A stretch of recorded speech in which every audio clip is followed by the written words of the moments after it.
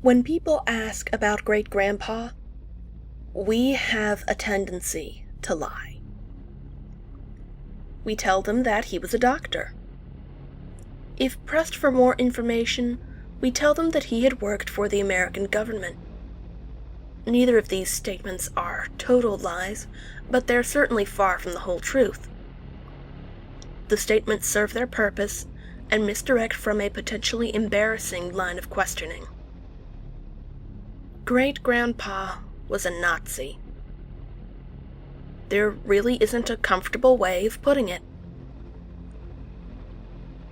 You know those soldiers? Those poor conscripts under the Third Reich who really didn't believe in Nazism? Who didn't know about the horrors of the concentration camps? Those guys who were just following orders? Yeah, he wasn't one of those. He was a dyed-in-the-wool true believer of the Fuhrer. He was a geneticist, back in the pioneer days of the field, and family lore has it that he was behind some pretty brutal experiments on prisoners of war in Dachau and Auschwitz. There wasn't much of a paper trail, as the Nazis had plenty of time to shred and burn pertinent documents when word came down the line that the Allies were turning the tide. Great-grandpa was captured in Berlin and closely avoided the Nuremberg trials by agreeing to flip sides. He would be given American citizenship and safe passage for his family.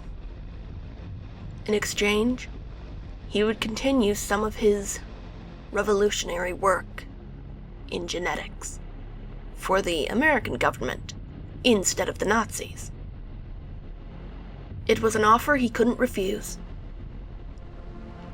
The family left the hardship of post-war Berlin for a suburban home and a government job. Beyond his obvious flaws, apparently Great-grandpa was a mean-spirited, horrible human being.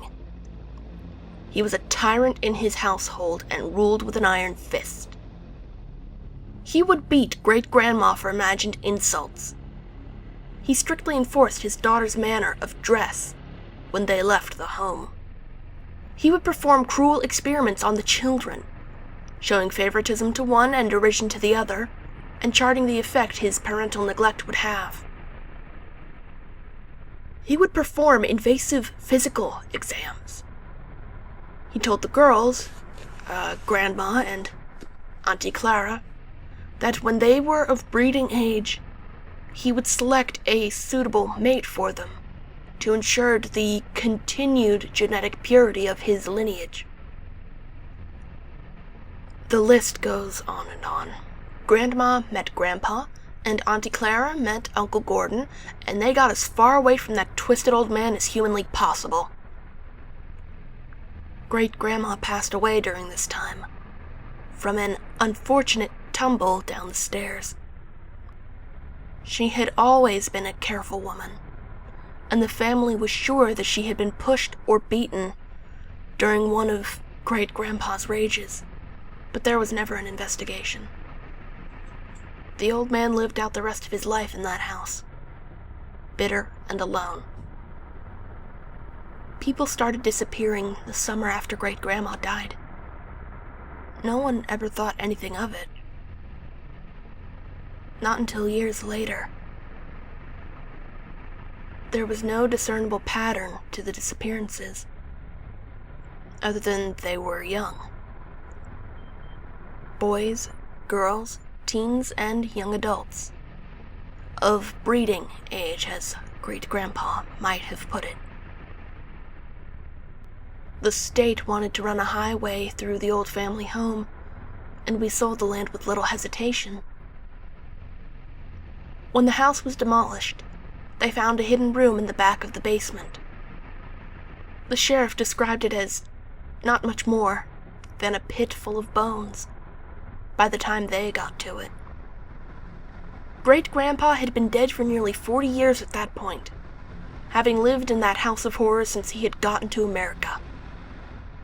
Going through his files, the investigators learned that Great-Grandpa had been kidnapping young boys and girls for years, in an insane bid to set up his own breeding program. He would force his victims to breed, and if the resulting child was found unfit, he would terminate it. If the breeding pairs proved too difficult to deal with, or grew too old, he would kill them too.